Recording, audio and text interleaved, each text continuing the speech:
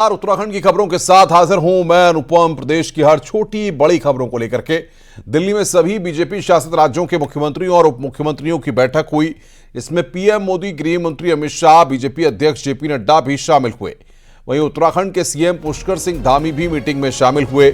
Meeting में लोकसभा चुनाव को लेकर मंथन किया गया। इसके साथ ही राज्यों में केंद्र की चल रही योजनाओं पर फीडबैक लिया गया।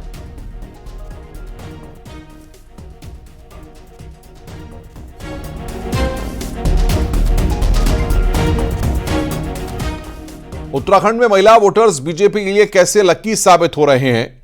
मुख्यमंत्री क्यों हर जिले में महिला सम्मेलन आयोजित कर रहे हैं और क्या है इसका लोकसभा चुनाव कनेक्शन? आइए इस रिपोर्ट के जरिए देखते हैं।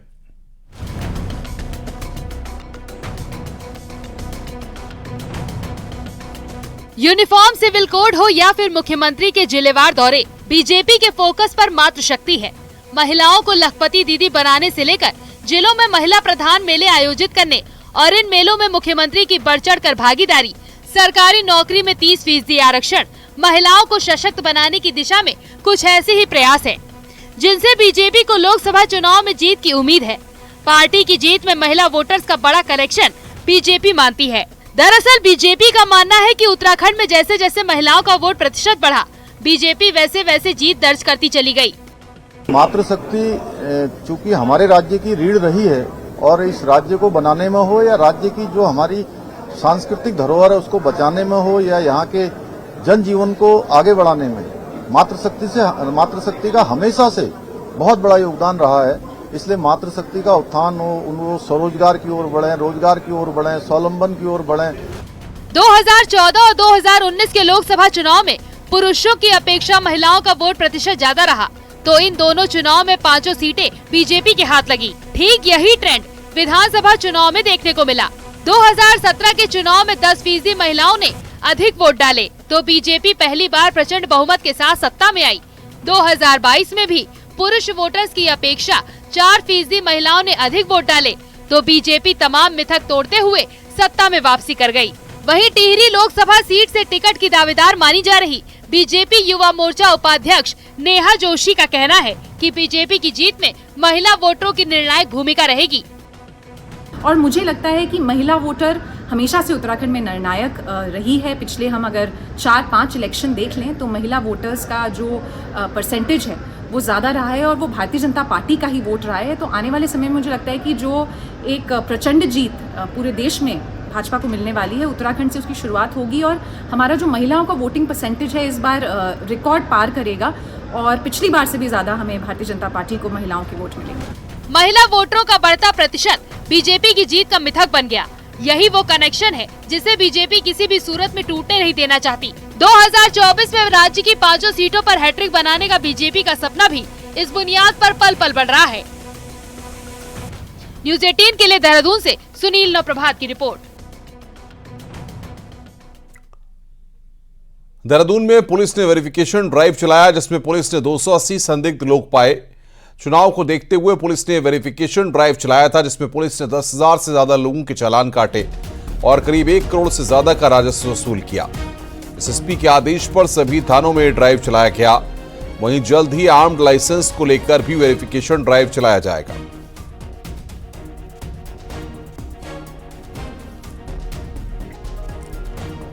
वनफूलपुरा हिंसा के 12वें दिन जमीयत उलेमाए हिंद का राज्य स्तरीय प्रतिनिधिमंडल रविवार को हल्द्वानी पहुंचा।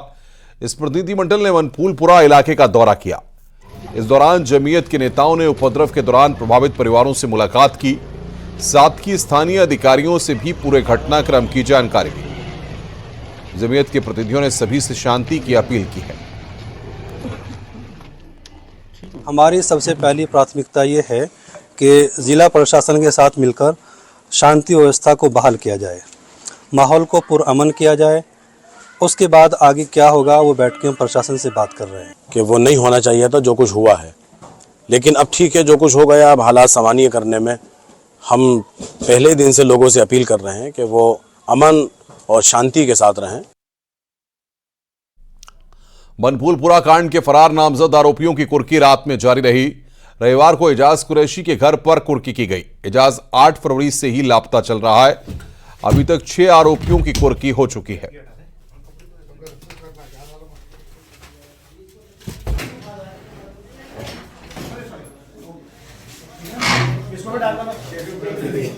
अच्छी आरोपियों की कुर्की 8 फरवरी से फरार चल रहा है एजाज कुरैशी।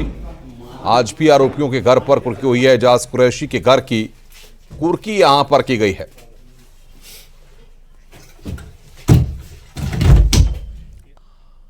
वनभूलपुरा कांड में कथित तौर पर एक पार्षद समेत 2 कांग्रेस नेताओं की गिरफ्तारी होने पर अब सियासत भी तेज हो गई है।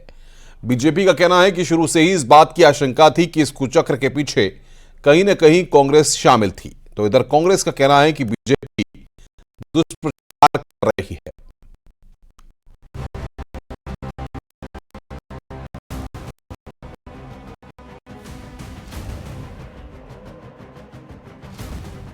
वनभूलपुरा कांड में पुलिस ने शनिवार को जिन 3 वांटेड आरोपियों को गिरफ्तार किया, उनमें से पार्षद शकील अंसारी और मोकीन सैफी कथित तौर पर कांग्रेस से जुड़े बताए जा रहे हैं।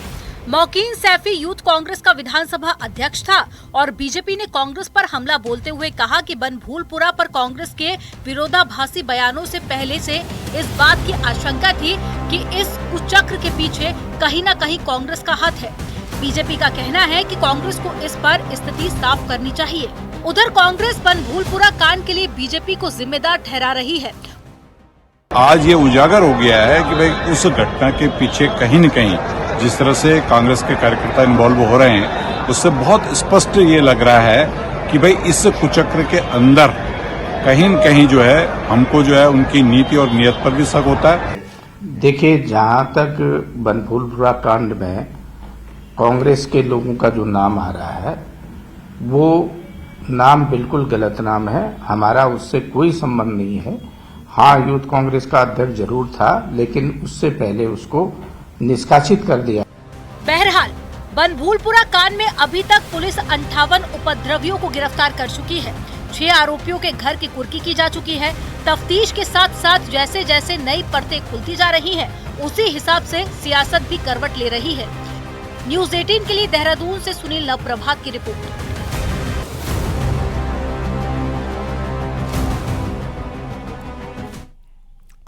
रामनगर से बड़ी खबर है, जहां पर आज सुबह टाइगर रेस्क्यू कर रही वन विभाग की टीम से बदसलूकी की गई। ग्रामीणों ने वन कर्मियों पर पथराव किया था, साथ ही जंगल में लगाया गया पिंजड़ा भी उलट दिया था। वहीं पुलिस के पहुंचने पर ही मामला शांत हुआ। आपको बता दें कि शनिवार को बाघ के हमले में एक महिला की मौत हो गई थी, जिसके बाद से ग्रामीण काफी नाराज चल रहे थे।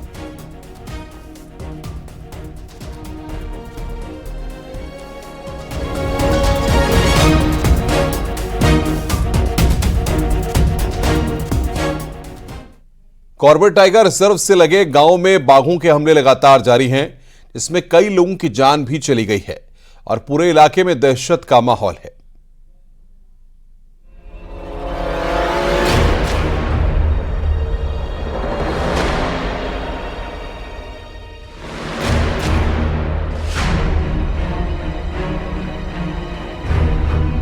इस बार कॉर्बेट के आसपास बाघों के हमले का सिलसिला शुरू हुआ था, जिसमें युवती की मौत हुई थी। इसके बाद ढेला रेस्क्यू सेंटर के पास बाघ के हमले में एक और महिला की मौत हो गई। इसके बाद सावलदेह की दुर्गा देवी की मौत ढेला रेंज में हुई। तो वहीं शनिवार को ढेला के पंजापुर में कला देवी को बाघ उठाकर ले गया, जिसका शव बस्ती से कुछ दूरी पर मिला, जिससे पूरे इलाके में दहशत का माहौल है।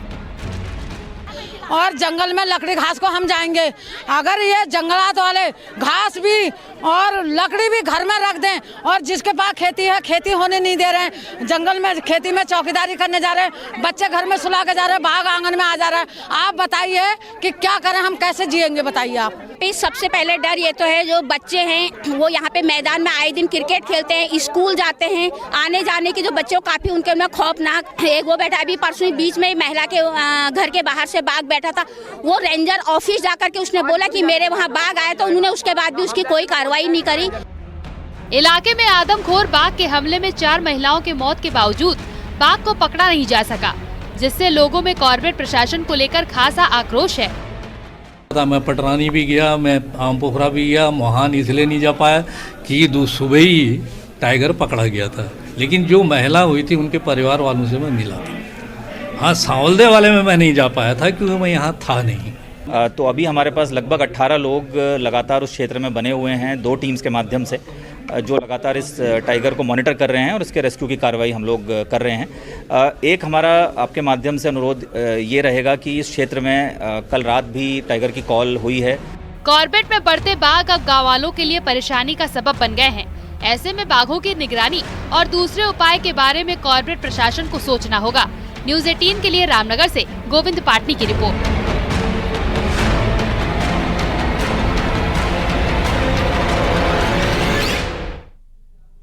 हल्द्वानी से खबर कर्फ्यू को लेकर आ रही है। बड़ी खबर वनफूलपुरा में कर्फ्यू को लेकर बड़ी खबर। कर्फ्यू में डीएम ने सोमवार को बड़ी राहत दी है। वनफूलपुरा में अब रहेगा केवल नाइट कर्फ्यू। बड़ी खबर, सोमवार से रात 10 बजे से लेकर सुबह 5 बजे तक कर्फ्यू रहेगा। 8 फरवरी के बवाल के बाद कर्फ्यू लगाया गया था। सोमवार से यहां पर बड़ी राहत, जिलाधिकारी ने यहां पर सोमवार से बड़ी राहत दी है। वनफूलपुरा में अब रहेगा केवल नाइट कर्फ्यू।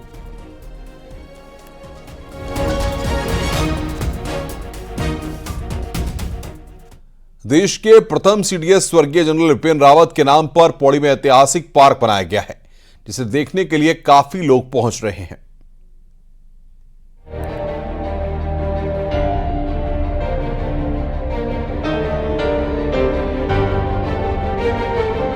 उत्तराखंड के पौड़ी जिले की धरती ने कई वीर सपूतों को जन्म दिया और इन्हीं में एक नाम भारत के पहले सीडीएस स्वर्गीय जनरल विपिन रावत का भी है, जिनका निधन एक हेलीकॉप्टर हादसे में हो गया था। जिसके बाद पौड़ी में विपिन रावत की याद में एक पार्क बनाया गया है, जिसमें उनकी भव्य मूर्ति लगाने के साथ ही विपिन रावत की यादों को भी सजोने का काम हुआ है। वहीं पार्क में 101 फीट का तिरंगा लगाया गया है, जो शान से लहरा रहा है। कई उनको अवार्ड मिले हुए हैं और उन्होंने देश के लिए जो शहादत दी है और आज पौड़ी में उनका इस प्रकार से उनका स्मारक बनी है। हम समस्त पूर्व सैनिक केंद्र सरकार का और उत्तराखंड सरकार का बहुत ही आभारी हैं। कि पौड़ी में जो पर्यटन आएगा तो वो कम से कम इस दृष्टि से भी आएगा कि प्रथम सीडीएस विपिन रावत जी की स्मारक है, उसमें उसके हम दर्शन कर लें और वहाँ जाके सैल्यूट नमन करें उनको। देश के पहले सीडीएस के नाम पर बने पार्क को निहारने के लिए लोगों में दिलचस्पी बढ़ रही है, जो पौड़ी में पर्यटन की दिशा में बड़ा कदम साबित होगा। पौड़ी विधायक ने भी इसे ऐतिहासिक पार्क बताया है।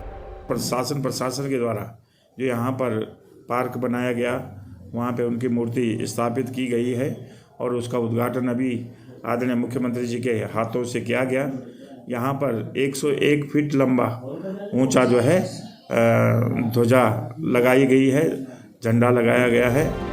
पौड़ी में विपिन रावत के नाम पर बना ऐतिहासिक पार्क युवा पीढ़ी में सेना में जाने का जज्बा भरेगा और देश के वीर सपूतों के बलिदान को याद भी दिलाएगा।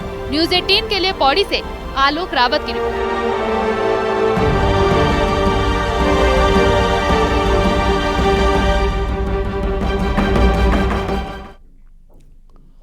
और आइए अब देखते हैं पहाड़ की 10 बड़ी खबरें। पहाड़ टॉप 10। पिथौरागढ़ की दारमा घाटी की उपेक्षा से नाराज ग्रामीणों ने मुख्यालय में प्रदर्शन किया। दारमा घाटी को जोड़ने वाली रोड और पुल लंबे समय से खराब है। चमोली के पोखरी के नौली धोती मार्ग को लेकर 40 से अधिक जनप्रतिनिधियों का 9वें दिन धरना जारी है। रविवार को क्षेत्रीय विधायक राजन सिंह भंडारी ने धरना स्थल पर बैठकर समर्थन किया। रुद्रप्रयाग में विकास भवन में जब ओपनल कर्मी धरने पर बैठे थे, इस दौरान केदारनाथ विधायक शीला रानी रावत भी वहां पहुंची और फिर कर्मियों को सुझाव भी दिया। अल्मोड़ा में जलवायु परिवर्तन और हिमालयी क्षेत्र में प्राकृतिक संसाधनों की स्थिरता पर सेमिनार का आयोजन हुआ, जिसमें ग्लोबल वार्मिंग के तहत होने वाले परिवर्तनों पर चर्चा हुई।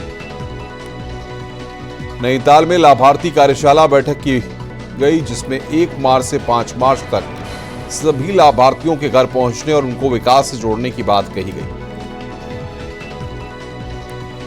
बोर्ड परीक्षाओं के मद्देनजर हरिद्वार में पुलिस प्रशासन ने शादी और पार्टियों में देर रात तक बजने वाले डीजे को लेकर चेतावनी जारी की है।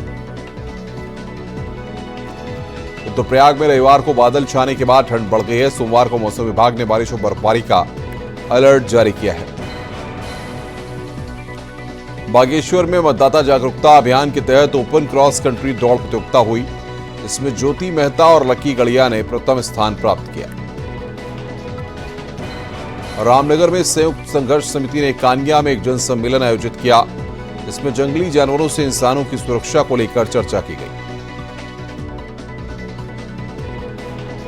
टिहरी में पर्यटन के तहत 2200 करोड़ की लागत से टिहरी झील और आसपास के क्षेत्र का डेवलपमेंट होना है, जिस पर फाइनल रिपोर्ट के बाद डीपीआर तैयार होगी।